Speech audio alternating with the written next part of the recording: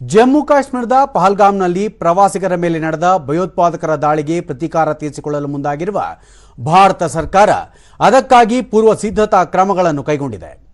ಮಧ್ಯರಾತ್ರಿ ಪಾಕಿಸ್ತಾನ ಮತ್ತು ಪಾಕ್ ಆಕ್ರಮಿತ ಜಮ್ಮು ಕಾಶ್ಮೀರದಲ್ಲಿರುವ ಭಯೋತ್ಪಾದಕ ನೆಲೆಗಳ ಮೇಲೆ 3 ಸಶಸ್ತ್ರ ಪಡೆಗಳು ದಾಳಿ ನಡೆಸಿ ಧ್ವಂಸಗೊಳಿಸಿವೆ.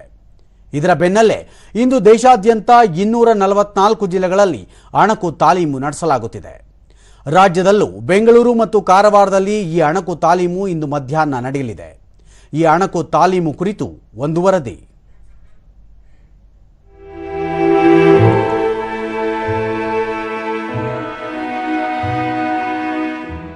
ಪಾಕಿಸ್ತಾನದ ಮೇಲಿನ ಪ್ರತೀಕಾರ ಯುದ್ಧಕ್ಕೆ ಜನರನ್ನು ಮಾನಸಿಕ ಹಾಗೂ ದೈಹಿಕವಾಗಿ ಸಜ್ಜುಗೊಳಿಸುವ ಕಾರ್ಯಕ್ಕೆ ಭಾರತ ಮುಂದಾಗಿದೆ.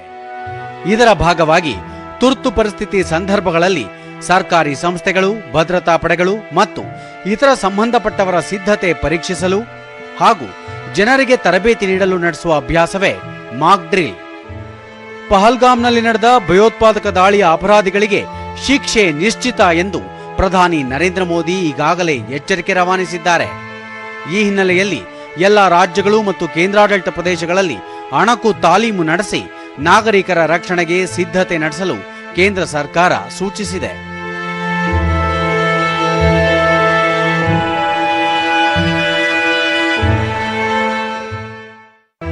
ಈ ಮಾಕ್ ಡ್ರಿಲ್ನಲ್ಲಿ ಹೋಮ್ ಗಾರ್ಡ್ಸ್, ಎನ್ಸಿಸಿ ಕೆಡೆಟ್ಗಳು, ಎನ್ಎಸ್ಎಸ್ ಮತ್ತು ಎನ್ವೈಕೆಎಸ್ ಸ್ವಯಂ ಸೇವಕರು, ಶಾಲಾ ಕಾಲೇಜು ವಿದ್ಯಾರ್ಥಿಗಳು, ನಾಗರಿಕ ಸಂಸ್ಥೆಗಳು ಪಾಲ್ಗೊಳ್ಳಲಿವೆ. ಇವರೊಂದಿಗೆ ಸಶಸ್ತ್ರ ಪಡೆ ಹಾಗೂ ಪೊಲೀಸರಿಗೆ ಮೇಲ್ವಿಚಾರಣೆ ವಹಿಸಲಾಗಿದೆ. ರಾಜ್ಯದಲ್ಲಿ 5,000 ಸಿವಿಲ್ ಡಿಫೆನ್ಸ್ ಸಿಬ್ಬಂದಿ ಭಾಗವಹಿಸಲಿದ್ದು, ಬೆಂಗಳೂರಿನಾದ್ಯಂತ 35 ಕಡೆಗಳಲ್ಲಿ ಸೈರನ್ ಮೊಳಗಲಿದೆ. ಸೈರನ್ ಶಬ್ದ 3 ಕಿಲೋಮೀಟರ್ ವರೆಗೂ ಕೇಳಿಸಲಿದೆ. ಈ ಅಣಕು ತಾಲೀಮಿನಲ್ಲಿ ವಾಯುದಾಳಿ ಎಚ್ಚರಿಕೆಯ ಸೈರನ್ ಮೊಳಗಿಸಲಾಗುತ್ತದೆ. ಆ ಸಂದರ್ಭದಲ್ಲಿ ಜನರು ತಮ್ಮ ರಕ್ಷಣೆ ಹೇಗೆ ಮಾಡಿಕೊಳ್ಳಬೇಕು ಎಂದು ಹೇಳಿಕೊಡಲಾಗುತ್ತದೆ. ಏರ್ ಫೋರ್ಸ್ನೊಂದಿಗೆ ಹಾಟ್ಲೈನ್ ಮತ್ತು ರೇಡಿಯೋ ಸಂವಹನ ಲೈನ್ ಕಾರ್ಯನಿರ್ವಹಿಸಲಿದೆ. ಇದು ಕಂಟ್ರೋಲ್ ರೂಮ್ಗಳ ಕಾರ್ಯನಿರ್ವಹಣೆ ಪರೀಕ್ಷೆ ಮಾಡಲಿದೆ. ರಾತ್ರಿ ವೇಳೆಯಲ್ಲಿ ವಿದ್ಯುತ್ ದೀಪಗಳನ್ನು ಆರಿಸಿ ಬ್ಲಾಕ್ಔಟ್ ಕ್ರಮಗಳನ್ನು ಜಾರಿ ಮಾಡಲಾಗುವುದು. ಜನರಿಗೂ ಲೈಟ್ ಆಫ್ ಮಾಡಲು ಸೂಚನೆ ನೀಡಬಹುದು. ಪ್ರಮುಖ ಹಾಗೂ ಸೂಕ್ಷ್ಮ ಸ್ಥಾವರಗಳನ್ನು ಶತ್ರುಗಳ ಕಣ್ಣಿಗೆ ಕಾಣಿಸದಂತೆ ಮುಚ್ಚಲಾಗುತ್ತದೆ. ಯುದ್ಧ ನಡೆದಾಗ ಹೇಗೆ ರಕ್ಷಿಸಿಕೊಳ್ಳಬೇಕೆಂದು ಅಣಕು ತಾಲೀಮಿನಲ್ಲಿ ತಿಳಿಸಿಕೊಡಲಾಗುತ್ತದೆ. ಬೆಂಗಳೂರಿನ ಹಲಸೂರಿನಲ್ಲಿರುವ ಸಿವಿಲ್ ಡಿಫೆನ್ಸ್ ಅಗ್ನಿಶಾಮಕ ದಳದ ಕೇಂದ್ರ ಕಚೇರಿಯಲ್ಲಿ ಇಂದು ಮಾಕ್ ಡ್ರಿಲ್ ನಡೆಯಲಿದೆ. ಉಷ್ಣ ವಿದ್ಯುತ್ ಸ್ಥಾವರವಿರುವ ರಾಯಚೂರಿನ ಶಕ್ತಿನಗರ ಹಾಗೂ ಅಣು ವಿದ್ಯುತ್ ಸ್ಥಾವರವಿರುವ ಉತ್ತರ ಕನ್ನಡ ಜಿಲ್ಲೆಯ ಕೈಗಾಬಳಿ ನಿಗದಿಯಾಗಿದ್ದ ತಾಲೀಮು ಕಡೆ ಕ್ಷಣದಲ್ಲಿ ಮುಂದೂಡಿಕೆಯಾಗಿದೆ.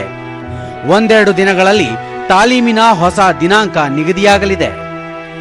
ಒಟ್ಟಾರೆಯಾಗಿ ನಾಗರಿಕರು ಯುದ್ಧದ ಸಮಯದಲ್ಲಿ ಯಾವ ರೀತಿ ಸಿದ್ಧತೆ ಹೊಂದಿರಬೇಕು ಮತ್ತು ಆಸ್ಪತ್ರೆಗಳ ಸಜ್ಜುಗೊಳಿಸುವಿಕೆ ಹಾಗೂ ಗಾಯಾಳುಗಳನ್ನು ಯಾವ ರೀತಿ ರಕ್ಷಿಸುವುದು ಎಂಬ ಅಂಶಗಳ ಕುರಿತು ಈ ಅಣಕು ತಾಲೀಮಿನಲ್ಲಿ ತಿಳಿಸಿಕೊಡಲಾಗುವುದು.